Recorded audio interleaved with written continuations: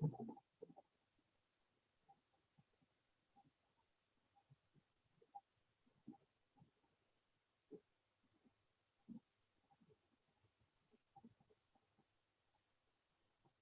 so we've agreed ना हम bilingual जो है we will move towards like हम bilingual में ही बात करेंगे mix करके. So I think that start the session. We are live. Thank you. Sure. Okay. Assalamu alaikum everybody. Good evening. So we'll be talking about food security challenges in 21st century, solutions and opportunities. It's a very pressing issue, and we have with us our esteemed panelists who are experts, food technologists हैं हमारे साथ. We have people from development sector, the development agriculturists हैं, research and development से hail करते हैं, and one of our speaker himself is a grower, farmer himself. So we know we'll be talking about different. We'll be talking about food security in the different contexts. Just to let you know that this session is organized by Pakistan US Alumni Network, and we are going live from various pages: US Embassy, USCFP, Pakistan General Council, Peshawar, and others. So thank you so much for joining us, speakers. I'm Dure Mahmood, and I'm a development practitioner as well. My expertise are in climate change and environmental science, and I'm currently working with the European Union in Pakistan. Right, so first of all, we have our speaker, who is Nazim Ali Saab. He's an agriculture economist and currently managing agriculture development projects at the United States Agency for International Development. He has over 25 years of experience in water management, industrial, institutional reforms, especially in irrigation, food system interactions, with the context of climate change, environmental impact assessment. And he's graduated from Agriculture University, Faisalabad, and done his MSc in economics from University of Manchester, UK. Then we have another expert, Mahmood Nawaz Shah Saab. He's an IVLP alumnus.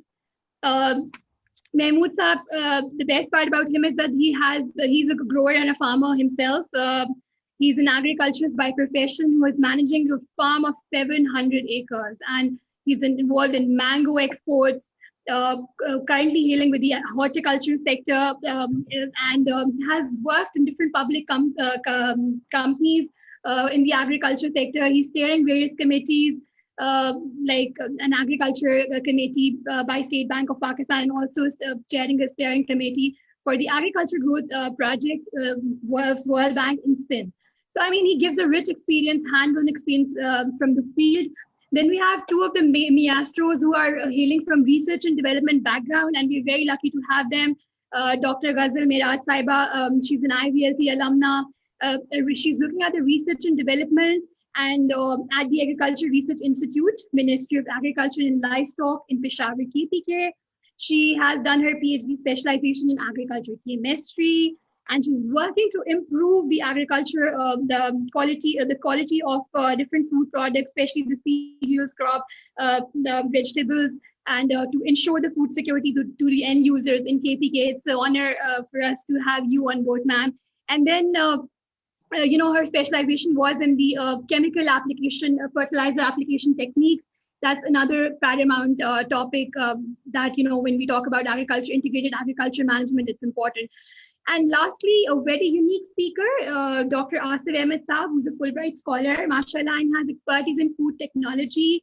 He has vast R&D experience, has done over 80 publications in high-impact journals. Especially in the nutrition, food science, and agriculture area. He's a professor in a very renowned agriculture university in the country, written 2 books, and he brings a rich perspective on the table when we talk about the food security challenges in terms of the food technology. So welcome you all, and so we will be moving towards our topic. And the topic, obviously, for me, it's important because, the statistics imply that despite having the agro-based economy and the foundation, still 37% of the Pakistan's population is facing food security challenges. These figures are very shocking, right? And so what are the challenges out there, really? What is food security in terms of Pakistan? How it has an adverse impact on the people, and why this parity? If we just have a quick Google run, we see that, we're the top producers for wheat, rice, cotton, fish, fruits, oranges, and mangoes. Nawaz Saab, Mahmood Saab. So why this parity, in the numbers? What would you suggest, and what are your comments on the food security in terms of Pakistan? And then we'll move towards other speakers. Over to you, Mahmood Saab.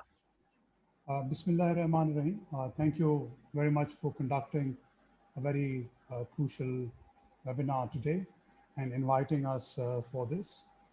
First of all, thoughts up perspective on the food security. World Summit and the Food Summit in 1996 defined food insecurity or security. So let's not get into the verbatim description of the definition, but what it basically said, that it should be available at all time, that the food should be nutritious for an active and healthy life for a person who is able and is accessible at all times. So it's not only one type of food that is available, but the food which is nutritious. In Pakistan's perspective, if you look at in the federal government or in the provincial government, you have a ministry which is called the National Food Security. In the federal government and in the provinces, you have Ministry of Food in each and every province. You would see that for them or our description, practically speaking, food security starts and ends at availability of wheat. Even that wheat is, we are not able to make it accessible and available. If you would look at historically, Pakistan would have gone through so many agricultural shocks. In 2010, when there was major flooding, it was being said, 7 provinces were inundated, 7 districts were inundated. And it was being said then that Pakistan will be perhaps experiencing severe food shortages. Even in that year, Pakistan had surplus wheat. We exported rice. So in Pakistan's 60 years of history, not a single time we have imported even once rice. We have been approximately producing 36, 37 million tons. Our consumption of grains is about 26, 27 million tons. So that is the general perspective in Pakistan's context, what we are producing. However, going forward, 2030 Pakistan's population projections and 2050 Pakistan's population projections. And looking at current production, Pakistan will be seemingly requiring 29 and more than 37 million tons of wheat in those in 2030 and 2050. If you look at international perspective, not only that the consumption is increasing, but the consumption pattern is also increasing. So in major countries like China, Brazil, India, where the consumption of per capita is increasing, but the consumption pattern, for example, moving on from grain, the consumption of meat is increasing. That is putting a lot of resource constraints wherever that is being produced. So in a sense, that there will be going forward by 2050, according to FAO, we need to at least double the food production to be able to make it available for the whole of the world, in a sense. Another challenge facing today is about the land and soil degradation that has happened. Those are also huge figures. Of your question, that why in Pakistan that there is always a question of food security, you would see a lot of paradoxes. For example, one district, which is Badil, which produces highest quantum of oil in Pakistan, but is one of the most food insecure district out of Pakistan. So what we have learned that the major pillars of food security, which is not only the availability of food, as you have said, that we have always had available grains in Pakistan, but whether it is available, whether it is accessible, whether it is being utilized, and number 3 and number 4, and the most important aspect is the governance part. So if you go deeply into all these 4 parts are the things where Pakistan is basically lacking, which would again require a lot of conversation and time to get and dwell into it. But to answer briefly, that while we have been producing well for now, but there are other things which are lacking, and therefore our population, if you would look at, you have given 37%, if you would look at global hunger index figures, where we are in 88 number, if you would look at child mortality, stunting, wasting, those all are related to food security perspective that Pakistan is way behind. And unfortunately, it is one of the countries where we produce more, but we are unable to get it to our population as we should be. Right. Thank you so much, sir. That was a great perspective. And sir, Nadim sir, then coming back to nutrition security, and then how do you look at this challenge? Do you also like agree with Nawaz sir that it's really the population boom that's really putting the pressure on the system, production system, or like please highlight and elaborate further on this food security challenges in the context of production, and then we move towards Asif sir for further details. Yeah. Thank you. I think actually what Mahmood Saab has said, that it is perfectly right, that our concept of food security is only confined to the production and only the wheat production. When we talk about the nutrition security, I think one of the challenge is diversification.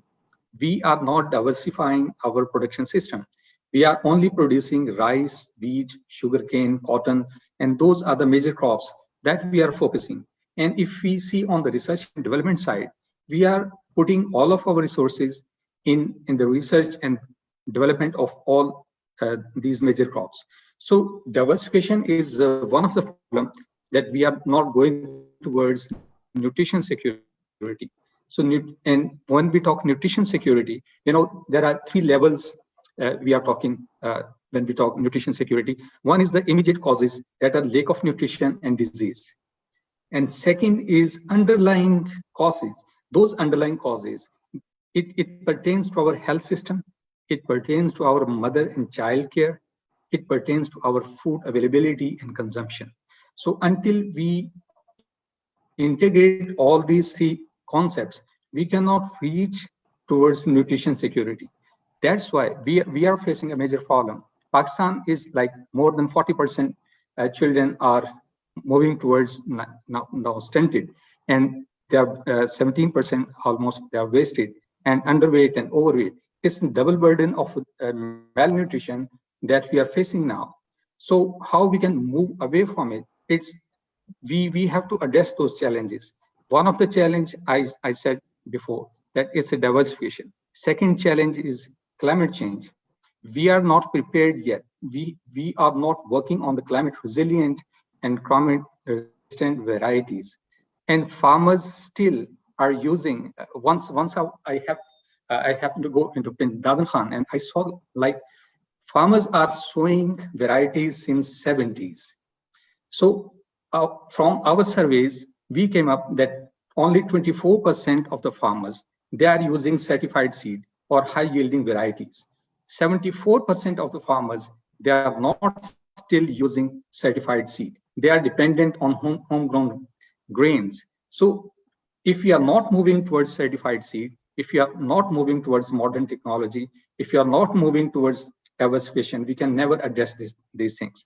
So, and the third challenge, I would say, our farmers' education, that whenever we start anything, for example, even if it is post-harvest losses, adoption of technology, use of seed, use of fertilizer, farmers' education and extensions plays a key role in all those things. So we will touch upon these things, and we will discuss later on that how post-harvest can be reduced and how farmers can adopt these things and how we have overcome some of the problems here through development projects. For example, I can give an example of wheat, where we did an experiment that usually wheat seed is not available in the interior villages. So we established seed villages and trained farmers that how they can produce their own seed and can exchange their seed with their fellow farmers, so that the old varieties can be replaced, and old varieties that are less productive and low yielding varieties that should be replaced. So this is one of the experiments we conducted in 57 districts, and that was quite % of their yield. So if we can apply these techniques, I think we can address some of the challenges, not all of the challenges. As Mahmood Saab said, that main challenge is actually the governance and policy making. Until we change our policies and spend more on research and development and proper farm and make policies for the small farmers, we cannot move towards food security. Thank you. Thank you so much, Nazim Saab. Spot on to highlight the nutrition insecurity. And Dr. Asif Saab, when we had an offline discussion, you two were like talking about this nutrition insecurity and how it's very common in the countries like Pakistan and how we can combat it. And so what is your perspective as a food technologist and bringing a very strong R&D perspective to it? Like, what do you have to say about it? And how can we tackle this issue? And what are the numbers out there? What are some of the technologies that we can use to address this issue, really? Sure. Thank you, Duresheva. Basically, when we talk about the nutritional insecurity, we actually mean that the nutrients that are actually not have a good access to the population. And we have different segments in our population, especially children, elderly people, and young adults. So the situation especially that is very aggravated in the children. So overall, if we talk about the latest nutrition survey that was conducted in Pakistan in the year 2018, and that was published in the 2019 actually, that tells us that about 36.9% population, Pakistani population, that faces food insecurity. It's mean the basic nutrients that are not in excess of that population. And further, if we look at several groups in this population, especially the women, that are very vulnerable. And vitamin D deficiency is there in the women, especially in the childbearing age in the women. Then calcium. So there are so many nutrients. And when we talk about calories, childbearing age that have taken less amount of the calories as required in that condition. So diversified food here in Pakistan, we have a lot more cereal grains here, fruits, vegetables are all available. And when we talked about the statistics on that, actually we are surplus in some of the items, fruits and vegetables as in Pakistan. But due to the poor management, there are so many losses of these nutrients that are not in excess with the population. And another sector about the malnutrition in Pakistan, that is about 18% of our children under the age of 5 that suffer from acute malnutrition. There are actually the levels, one of the level that is called as the acute malnutrition. So the acute malnutrition, the latest statistics show that about 18% of the children under the age of the 5 years that suffer from this acute malnutrition. And as talked by Mr. Nazim Ali and my friend Mahmood Nawaz Shah sir as well, that there is a double burden of nutrition on economy of Pakistan. When we're talking about the calories, the children are taking less calories, and about 29% of our children in Pakistan that are underweight. It's mean 1/3 population of the children that are underweight. So basically, the required amount of the nutrition that is not reaching to this segments of the population. And due to this reason, our policy makers that are striving hard, and when we develop the Vision 2025 at the government level, so the nutrition that was taken as the major pillar.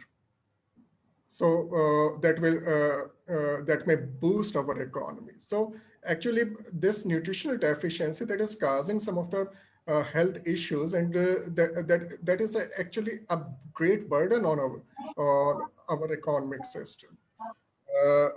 And where the food technology lies in this chain, actually, food technologies people that are doing their work in the industries, at the food safety authorities, some of the planning commission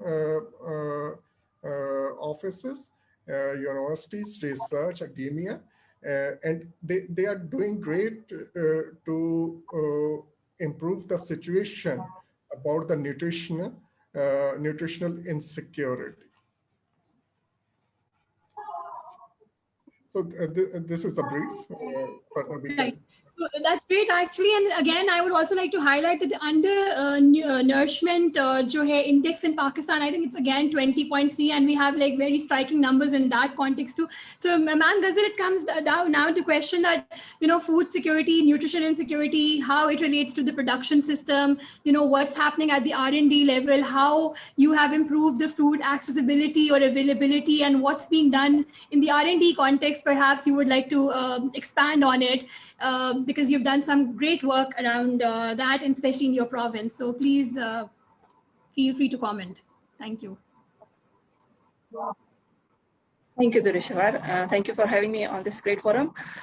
As Nazim Saab said and Dr. Asif Ahmed has mentioned, कि हमारे जो food nutrition की जो कमी है, actually जो production हो रही है हमारे पास, और या government का जो हमारे जो KP government, अगर मैं KP की बात करूं, तो KP government का production increase करने का ये standard है कि you have to increase the production per hectare. It's area wise increase in production. I mean, कोई भी या ज़्यादातर इस बात पे फोकस नहीं किया जाता that you have to work on the nutrition side of the food that has been produced in lots of tons and tons. Food की अवेलेबिलिटी किसी भी फॉर्म में होती तो है, लेकिन उसी एक्सेसिबिलिटी नहीं होती. That's why it becomes problem and food insecurity prevails inside our society. That's the point. अब फूड प्रोडक्शन अगर हो रही है ज़्यादा, बी इट एनी क्रॉप और फ्रूट्स और वेजिटेबल्स या किसी भी बारे में हम बात करें, प्रोडक्शन होती है तो उसकी न्यूट्रिशनस वैल्यू को कैसे एनहांस किया जा सकता है. Being in R&D, I have been and we have been working on that aspect as well, कि आप जब एक भी कोई भी वैरायटी रिलीज की जाती है, किसी भी क्रॉप की, वीट हो, मेज हो, कोई भी फ्रूट्स हैं, वेजिटेबल्स हो, तो उसकी साथ साथ न्यूट्रिशनल असेसमेंट भी की जाए, ताकि अगर उसकी प्रोडक्शन हम बढ़ा रहे हैं, एक नई वैरायटी है जब आ रही है हमारे पास, then we have to be it nutritionally important too, so that we can provide a nutritionally rich crop or some production to the farmers or end users. इस सिलसिले में हम लोग R&D के लेवल पे जो काम करते हैं, basically I belong to Soil and Plant Nutrition Directorate, so we work basically in soil and plant nutrition. हमारा काम यही होता है how to increase the soil production or soil fertility. Basically soil fertility को किन तरीकों से हम enhance करें, that we have also to increase the production and nutrient of the plant or the crop. On the other hand, अगर देखा जाए तो जैसे कि नाजिम साहब ने बात की थी, डाइवर्सिफिकेशन नहीं है हमारे जो फार्मर्स हैं. Diversification in the sense of adaptability to new technologies, लेकिन उसके अलावा डाइवर्सिफिकेशन नहीं है. वो कल्चरल टेक्निक से नहीं हटना चाहते, वो अपनी वही पुरानी जो कल्चरल टेक्निक्स है उसी को लेकर चलते हैं. एंड बीइंग एन R&D, अगर हम उनको कोई चीज़ या कोई टेक्नोलॉजी या कोई रेमेडी नहीं रिकमेंड करते भी हैं, तो बेसिकली जो स्मॉल फार्मर होता है, he is not able to afford it a new technology basically, क्योंकि 18 फैमिली मेंबर का एक स्मॉल फार्मर होता है जो कि एक नई टेक्नोलॉजी को नहीं अडॉप्ट कर सकता. That's why food insecurity prevail majorly in a small farmer system, जो कि जिनका पास जो अपनी फील्ड एरिया 5 हेक्टेयर से कम का होता है और उनके पास फैमिली बर्डन ज्यादा होता है. In that era too food insecurity prevail, क्योंकि उनके पास इतना प्रोडक्शन आती नहीं कि वो उससे अपनी अर्निंग ले सकें.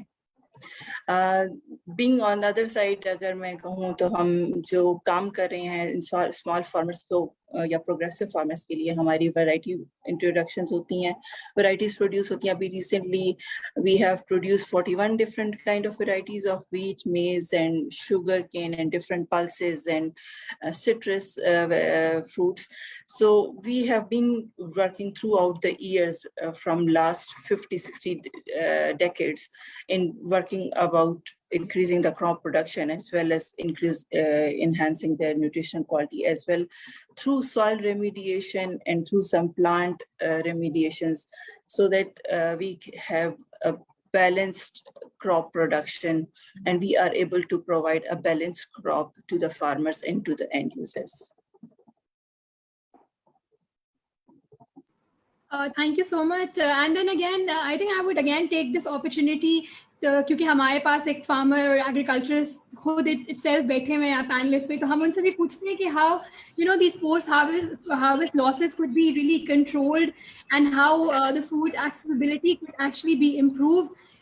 Perspective coming from ground realities directly, जो ground reality situation है.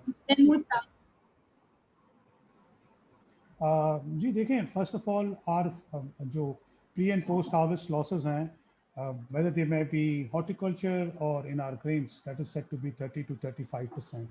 Now, it is not only in Pakistan that is so. Internationally, जब फूड सिक्योरिटी की बात हो रही है तो लॉसेस हैं दो किस्म के.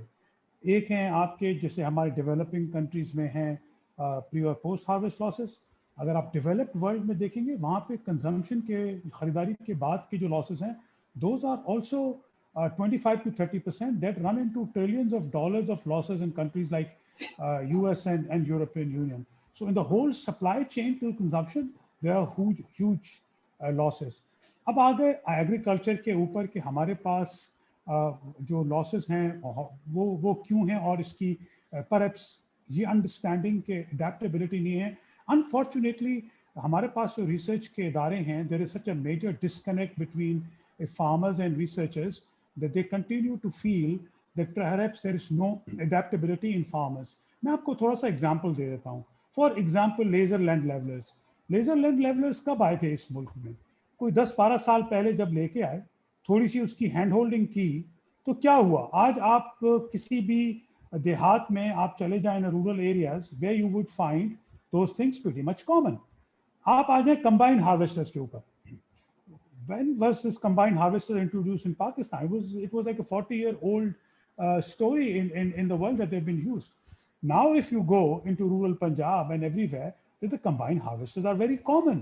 The point is the viable, sustainable, doable technology being introduced to farmers? The answer is no. फिर उसके बाद अगर कोई मुझे एग्जाम्पल ये बता के दे दे कि दुनिया में कौन सा मुल्क है कि जहाँ पे आपकी जितनी भी technologies introduction to farmers have not been subsidised and that has not been accessible to farmers. किसी एक मुल्क का मुझे बता दें. अनफॉर्चुनेटली हमारे मुल्क में R&D is totally not attached to the realities and what is happening on the ground. For example, इस वक्त बात हुई, मैं आपसे सवाल पूछता हूँ. wheat में जो एक सीड है आजकल TD1 which is very common from Sindh to KPK, वो पिछले साल climate change की वजह से और due to other reasons has become susceptible to certain fungal diseases. So is cotton, while cotton is not a food security issue but agricultural issue. तो मुझे मेरा सवाल ये है कि क्या हम उसके बाद कोई नया बीज लेके आए हैं for our production purposes? क्या हम कोई ऐसी चीज एजुकेशन के लिए लेके आए farmers how to be able to actually curtail those? The answer is unfortunately we have not been able to go there. फिर cost of production को अगर आप देखें तो it is one of the highest in the world. अगर आप inputs की cost देखें, आप दूसरे ममालिक को छोड़ दें, अगर हिंदुस्तान को भी देख लें, तो हमारे मुल्क की cost of production is at least 50% more than what is the cost of production in India. And with that, institutional support, R&D, provision of seeds, all those things, if you combine, it becomes really difficult and complicated for the farmers to get to the point where to increase yields and to be able to increase yield in the production. But देखिए, yield increase करना जरूरी है, हमें जरूरी करना चाहिए. इस वक्त हमारे मुल्क में वायरस हॉर्टिकल्चरल प्रोडक्ट्स हों या आपके ग्रेन्स हों, while we have surplus, उसकी availability to the marginalized people नहीं है. So that problem is not lying with the farmers, but the whole supply chain that is being managed by the people who are managing it in a way they feel like doing it.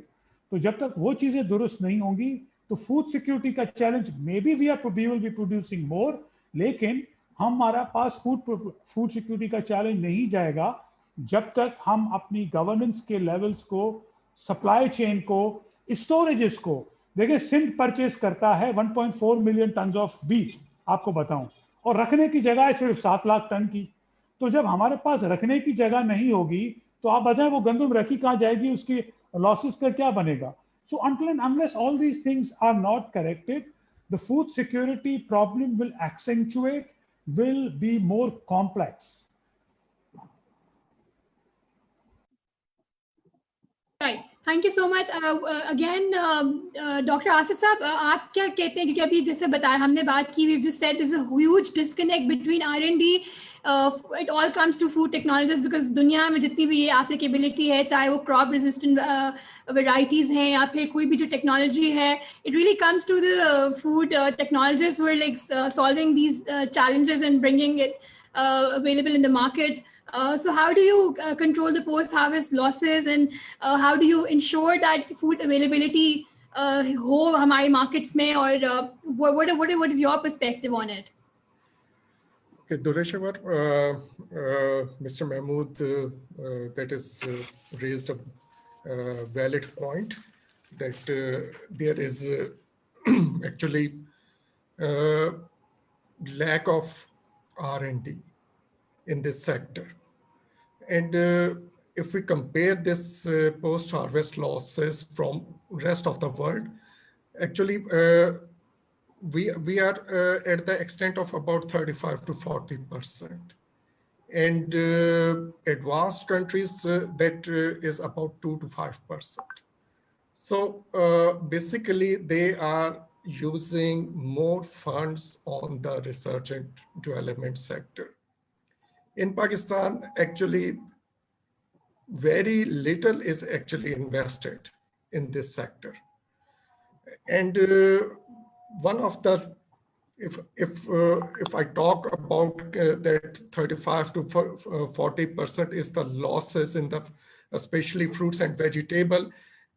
So that actually corresponds to about $700 million per year. So this is an estimate. So if we can invest more in this sector, we can actually, we will be getting two kind of the benefit out of that. One benefit that the food that will have a great access, increased access to the population. And other is that the farmers that will be getting some of the monetary benefits out of that.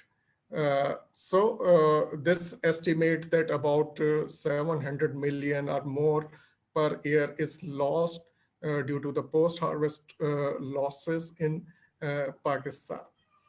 So another area in which the food technology that can provide some of the benefit in this food insecurity situation, that is the industrial processing industrial food process industry.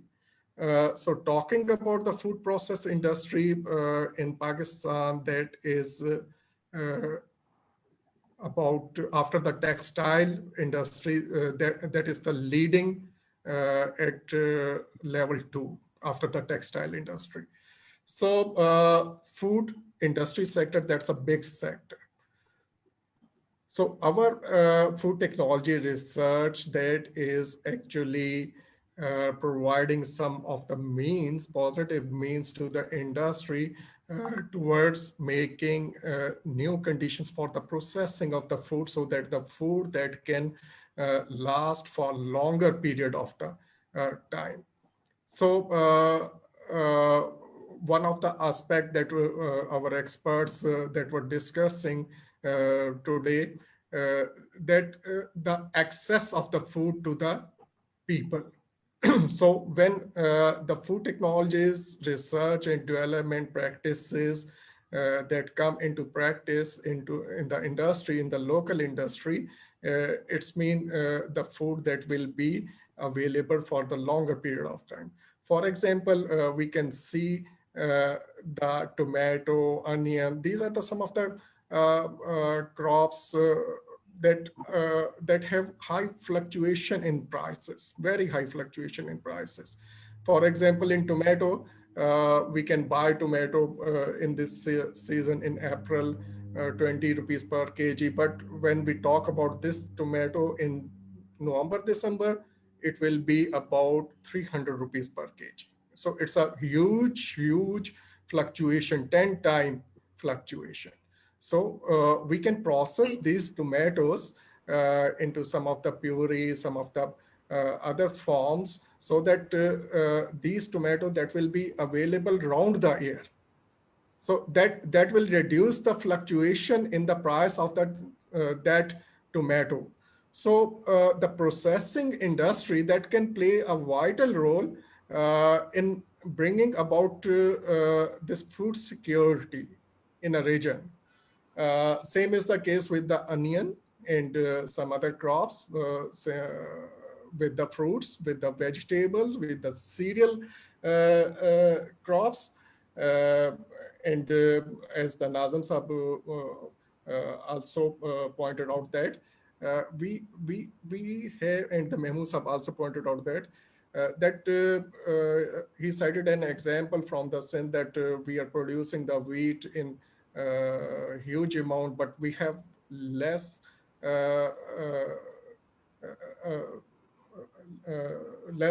techniques or the units to preserve it for the longer period of time. हमारे पास silos नहीं हैं या बड़े उसके store करने के units वगैरह जो हैं वो नहीं हैं. So all of that need to be addressed in the country. I think that's a great point, and that is where I'm moving towards Nazim Saab, because he hails from a development sector and then working with an international development agency. So I would also like to understand this whole supply chain mechanism of assuring the food availability in Pakistan, and where are the challenges along these value chain and supply chain, and what's being done at that end. I remember we were talking offline, and you highlighted some of the achievements. I think we can discuss some of those, and then we can move towards the consumption patterns and climate change after that. Over to you, Nazim Saab. Yeah, thank you, Durre. Can I touch upon a few things that have been discussed previously? Sure. Go ahead, please. Go ahead. For example, Mahmood Shah Saab, he mentioned that in KP there was a variety that had a fungus, and I already mentioned that only 24% of the farmers actually they are using certified seed. So that's a problem. That seed companies, they don't have access to the interior areas of our provinces. So how we can provide certified seed to all of the farmers? That's the problem.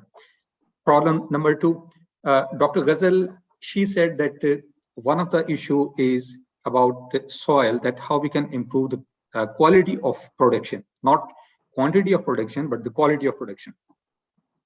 From development perspective, we are working on two sides. One is high yielding varieties.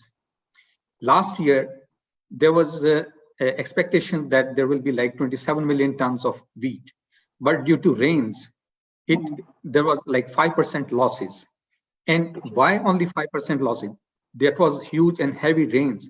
Why it was 5% losses? Because there was 36 varieties on ground all over Pakistan that survived that climate change.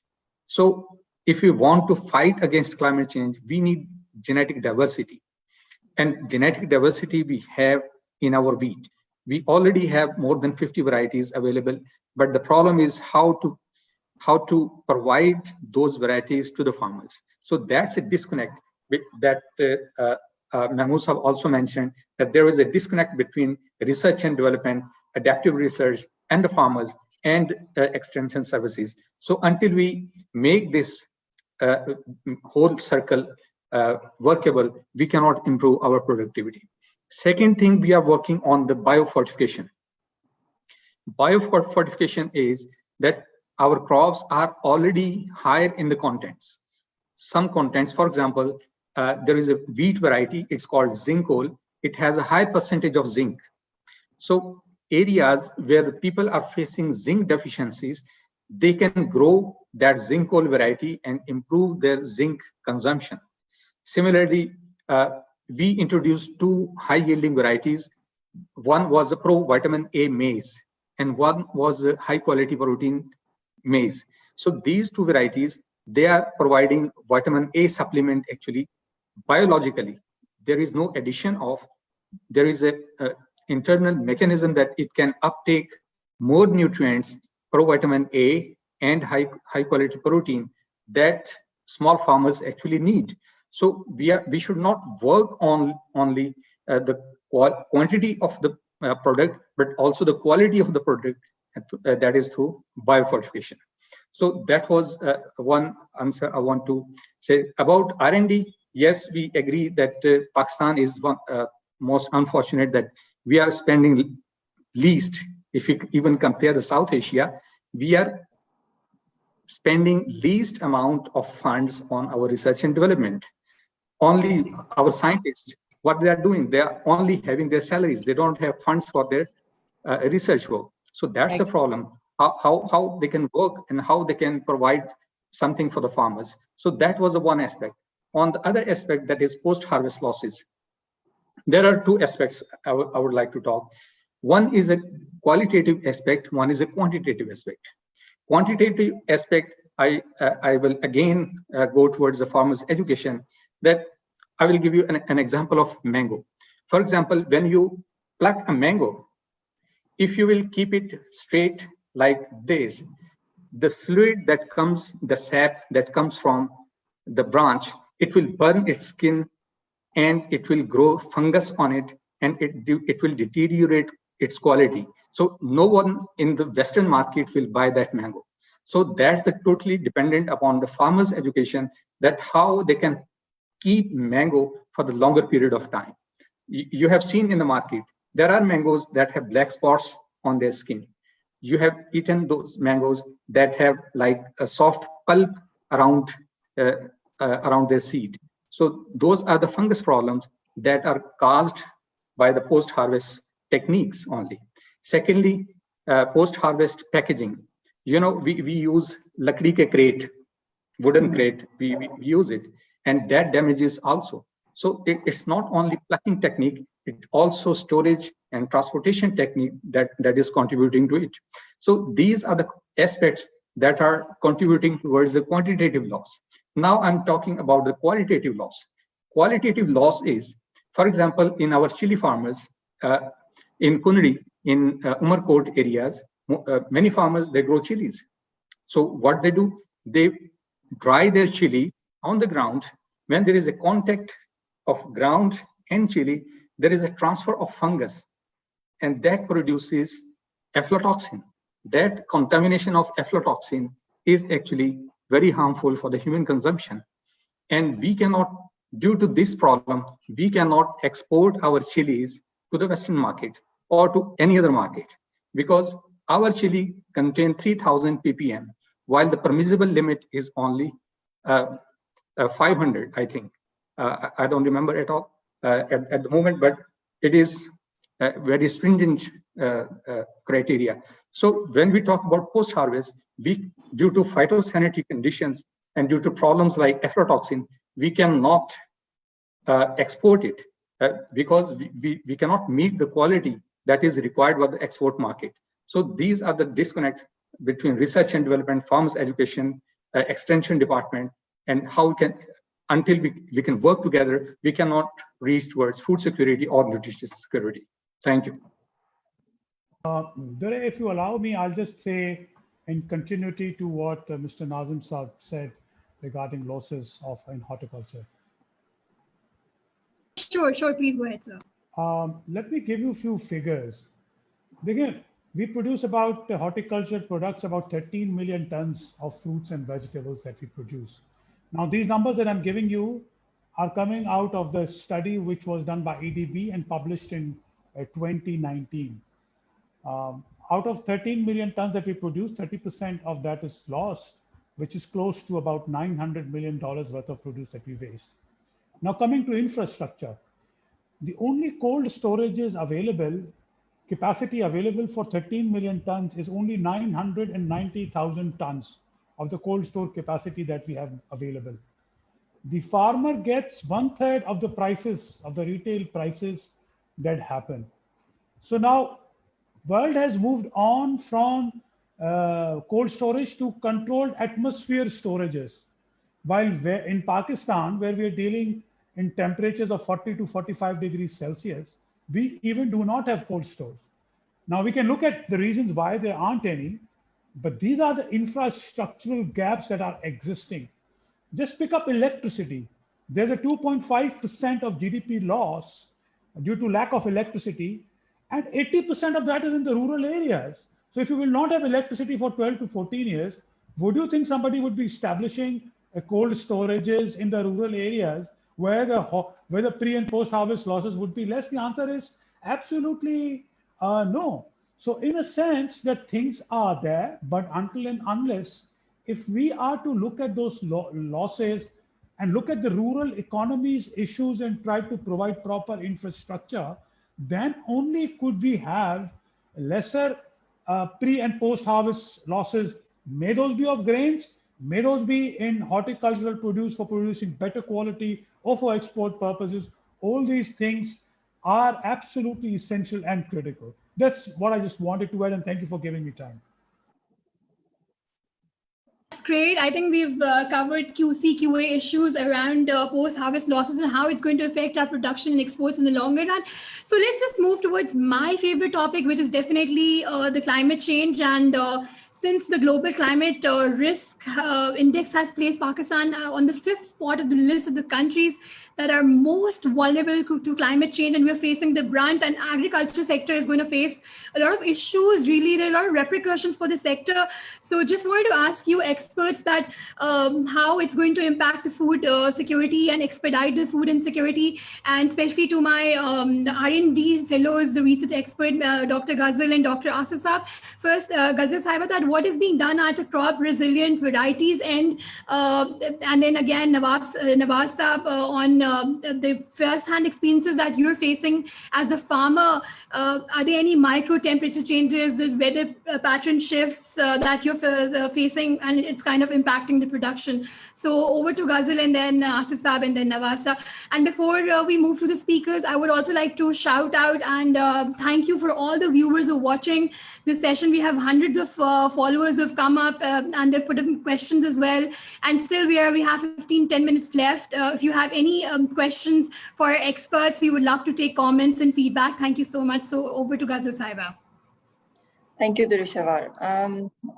As long as climate change is concerned, we are highly facing it badly, because as far as my institution is concerned, we are having met data recorded from last 80 years. On averagely, annually, the temperature rise, the minimum temperature rise is 0.6 degrees Celsius. That is annual temperature rise. That it means with the growing years, with the coming years, we will have a huge temperature rise overall in the climate. For that purpose, we have to go to shift the cropping pattern. As for example, nowadays wheat has to be cultivated. It's standing in the field.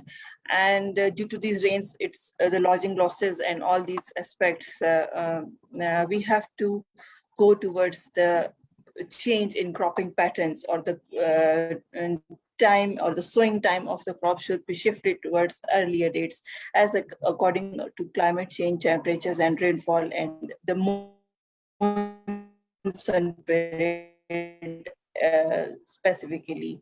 Because as we see in our horticultural crops, as soon as the fruit setting starts in any of our fruit, for example, a plum is about to be in market soon or peaches are about to be in market soon, the fruit setting starts, the monsoon, the pre-monsoon climate, the pre-monsoon season just hit it. And in KP, we are facing every year huge hailstorms at that season, at that very specific time when the food setting has just been started. So it gives huge losses to us. So there is a large need for us to shift the cropping patterns, especially in our wheat maize pattern system, because we are having a regular wheat maize pattern system, and we have to shift the sowing towards earlier dates so that we can just recover our production in that case. और हमारे R&D में we are working on that according to the climate change. We are working on testing different crops in the different sowing dates so that we can have according to our area. For example, we have plain areas, Mardan, Charsadda, Peshawar, and they have, we are just having some experimental research and development there so that we can have a complete range of new sowing pattern of these crops for the future. Okay, Dureshawar, may I add in this what that have started by Dr. Ghazal? Actually, surely Pakistan is much affected by the climate change, and there are massive deforestation we have seen in the last 2-3 decades, and there is an increase in the gas emissions, especially due to the traffics and some of the industrial activities as well. So that needs a holistic approaches. For example, we can bring the agroecological zones, agroforestry. We can bring the agroforestry concepts in Pakistan. And more recently, the concept of the climate smart agriculture that is advent in Pakistan. Climate smart agriculture, and our university that is also taking the lead first time with the Air Force. Normally हमारे यहाँ forces से research and development में मदद लेने का सोचा नहीं जाता है, लेकिन recently we are taking the joint project with the Air Force for the purpose of the climate smart agriculture and the drone technologies, so that the Air Force that will take up the strategies for the drone and some other sensors, while our agriculture university, Arid Agriculture University, that will take the lead about the crops. We have a great field area with our university. So this combined approach using the Air Forces, and the agriculture universities, I think that will be a win-win situation in the country, and that will be a great thing that is initiated in Pakistan in the R&D sector.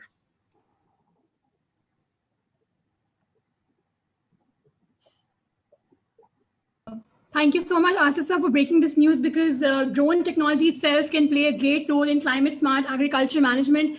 And we keep on seeing a lot of developments around the world, especially in the pest integrated management and chemical application. Ms. Ghazal would agree to with this. And it's a great news that these technologies are coming to Pakistan finally.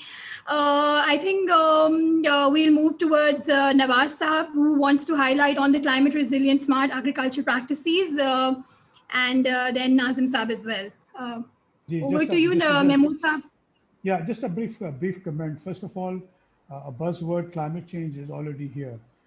For example, in Sindh, the annual rainfall is 10 inches, but we have been experiencing in August and September 10 inches in just 1 month. At our farm, it rained about 16 inches, in Mir Khas more than 24 and 25 inches. 7 districts were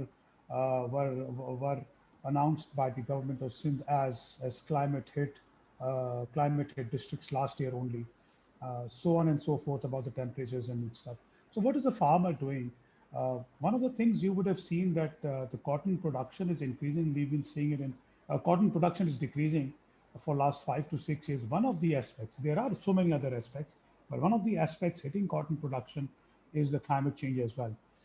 Why is it that paddy in Sindh is increasing and has sustained over the period of time, even though the water has reduced, has fluctuated? Is one of the reasons is that sugarcane and rice, paddy by itself, I won't say they're climate proof, but they're pretty much climate resilient crops. So a farmer feels very secure to do sugarcane and paddy in Kharif than to do cotton. Coming to climate smart strategies, very frankly, as a farmer, I still see it as a good word, but if somebody is to ask me what a climate smart strategy is, I would say just hit and trial. So we keep on continuing to change the timings, changing the seeds. All the time, the farmer is trying to pursue different experiments all the time to sort of dodge the climate change scenarios. This year, farmers in Sindh have cultivated cotton much earlier, just to perhaps to harvest cotton much before the rain cycle that happens. So I think, and internationally, if you look at it, it's a very difficult cookie to handle. And one of the things said is about providing better information to farmers and having resilient cropping patterns which could sustain all these things. And I think as R&D is not very, I would say, resilient in Pakistan, therefore the response is weak. But farmers try to adopt all the time, and because if they have gone through losses last year, they would want to have lesser losses next year. So that's how it is, the climate change scenario on the production aspects of things. Thank you so much, Mahmood Saab. And now over to Nazim Saab for his final comments on the climate resilient agriculture practices and in the context for food security in Pakistan. Thank you, Durre. Climate change, when we talk about climate change, it's not always about increase in temperature. We have worked on climate circulation models. We call it the global circulation model and regional circulation models. Those models, they predict that there are climate patterns that are changing. For example, in Pakistan, there are areas where the temperature is increasing, but there are areas where the temperature is decreasing. Similarly, southern Punjab, usually it is seen as an arid zone, but now there is an increase in the rainfall. So first of all, we have to study that what's the pattern of change in the climate. Is it the increase in the temperature or the decrease in the temperature? And how we can adjust our cropping system. For example, some farmers, sometimes last year it happened that the farmers who actually stored their wheat in later dates, they harvested more yield because of the rain in the April. So that usually it happens that when farmers grow their wheat in the November, they get the best yield. But due to climate change, our sowing dates are changing. So this is how we can adjust our pattern. So how to tackle with it? I think on the top of my head, I have only 2 comments. One is information. That how we can tailor our information to specific region and the farmers. For example, if a farmer is sitting in Multan, how we can convey these messages that in next 24 hours or 36 hours, there will be a rain and what he should do with their crop. If we can create a tailored information with respect to specific region, with respect to specific crop, then farmers can tackle that incidence or climate event very successfully. Second, as I mentioned earlier, is a genetic diversity. So we have to introduce climate resilient crops. When we talk about climate resilient crop, it is actually pest resistant. It is actually heat resistant. They can grow on the low nitrogen contents. So these are the specific traits that we can create in our crops. So these are some of the strategies that we can come up to tackle that climate change phenomenon. Thank you. Thank you so much. And with that, I would just, we will be just heading towards the concluding remarks. But before that, I would like to take up one question, though we did receive a lot of questions, but I've just picked up one because we're just running out of time. So this is Salman Wahab. He's posted on Pakistan US Alumni Network page. And this question is to Dr. Asif Saab, and he says, is the current higher education curriculum catering to the needs of food security professionals, incorporating study of the mechanisms to meet the 21st century food security challenges? What is your take? And second is basically the overall comment by the US Embassy, and the comment, I'll move towards it, but you can answer this question first, Dr. Asif Saab. Okay, very nice question. And the positive thing is that the Higher Education Commission and the universities that are linked together to revise the curriculum about every 3-4 years. And we are bringing about the new changes that are required in our country and for our population. So the positive thing is that we are adding new things in our curriculum, and our curriculum committee that is comprising the experts from the academia, research, and industry, and some of the members from the learned society, among the educated people. So that whole team that works on our local issues, and we strive hard to bring about new changes in our curriculum that are the need-based curriculum, actually. That's great. And the comment from the embassy that is received is, let's reconcile with the fact that life itself cannot sustain without food. When we destroy the lands that give food, we destroy the foods that give life. Excellent point. And I think that's where we talked about biofortification, bioremediation technologies applying to the top layer, this top soil, because if you distort that, you completely destroy the bread basket. And I think I'm so glad that you all came today and we contributed to this discussion on an immediate pressing issue that really need advocacy and attention to the policymakers, because it's a matter of utmost urgent concern.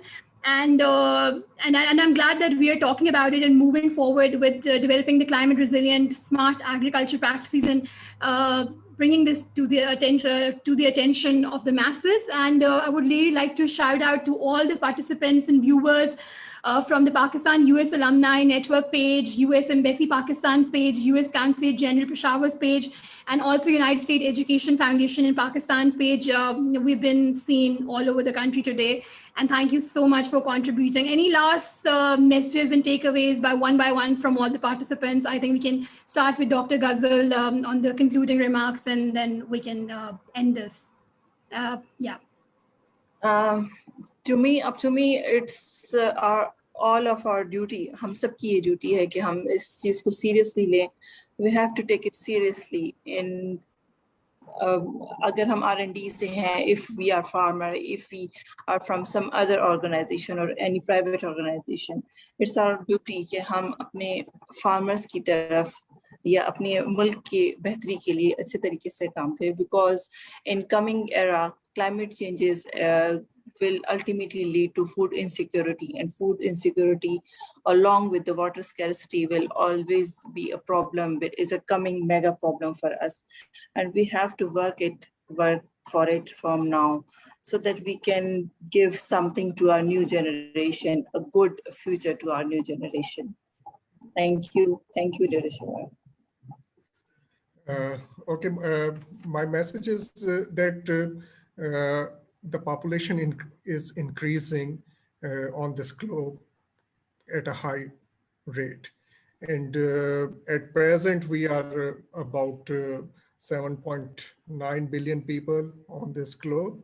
And at the end of the 2050, it is expected that the population will go about 9.2 billion. So there are more people that we need to feed them.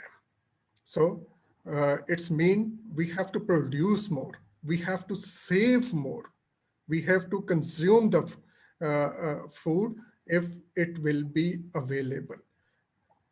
About 2 billion people on this earth that goes hungry at night without any food.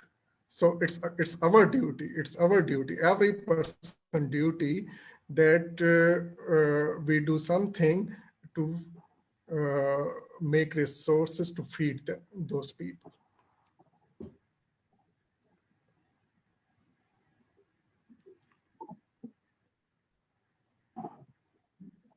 Your mic is off, Dureshwar. Your mic is off. Nazim Saab, over to you, please. Thank you. I think I cannot give a general advice because all of us have different responsibilities, so everyone have to do it differently. For the farmers, I will request that they should seek information and knowledge. Now there is like wealth of knowledge on the YouTube, on the social media, on websites, and everywhere. They can just Google a few things and can come up with the better practices, and they can grow more and they can live a better life. For the government and policymakers, I will recommend that there should be evidence-based policy formulation, because most of the time our policymakers, our governments, they have to compromise on different political realities, but and they neglect our hard facts. So I would request that if they can go with the evidence-based policies and keeping in view the interest of small farmers, only then we can grow and we can have a better food security situation. Thank you.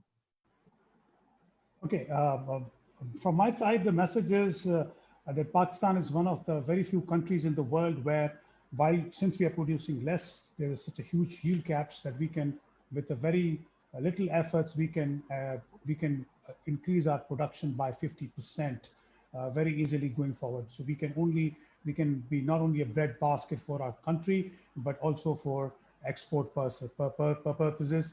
That is one of the positive aspects of Pakistan's agricultural scenario. It stands to be very resilient. While we complain that the subsidies and the other things are less, but since agriculture has survived very difficult times, I see that Pakistan's agriculture remains to be very, very resilient and will continue to remain very resilient in Pakistan's economy.